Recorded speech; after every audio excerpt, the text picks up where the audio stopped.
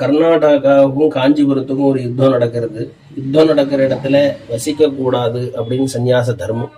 அதோடு கூட ஹேம காமாட்சியாக இருக்கக்கூடிய அம்பாளையும் சம்ரட்சிக்கணும். திரிபுரசுந்தரி சமேத சந்திரமௌலீஸ்வரருடைய பூஜையும் விக்னம் இல்லாமல் நடக்கணும் அப்படிங்கிறத மனசில் கொண்டு தென்பக்கமாக காஞ்சிபுரத்திலேருந்து உடையார்பாளையம் இப்படியே தஞ்சாவூரை வந்து அடைஞ்சு அதோடு கூட தஞ்சாவூரில் பகுநாள் பூஜை பண்ணி அங்கே ஹேம காமாட்சியாக இருக்கக்கூடிய அம்பாளை பங்காரு காமாட்சியை பிரதிஷ்டை பண்ணி அங்கேயே இருக்கார். அங்கே ராஜாவுக்கு ரொம்ப சந்தோஷம். சுவாமிகளுடைய தபஸில் சந்தோஷப்பட்டு இங்கேயே இருக்கணும்னு பிரார்த்தனை பண்ணேன்.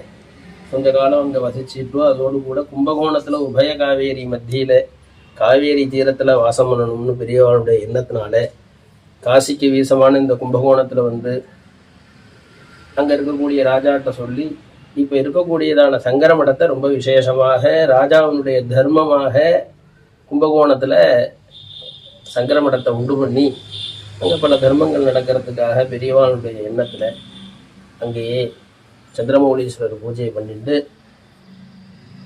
அங்கேயே இருந்துட்டுருக்கார். தர்மங்களை தபஸ் பண்ணிட்டு தர்ம பிரச்சாரம் பண்ணிட்டு தர்மமாக இருந்துட்டுருக்கார். காஞ்சிபுரத்திலேருந்து கும்பகோணம் மடமாக கும்பகோணம் வந்தது 62வது தென்கோடி பிருந்தாவனத்தில் பிரகாசிக்கக்கூடிய பெரியவா. இந்த பெரியவாளுடைய அனுகிரகம்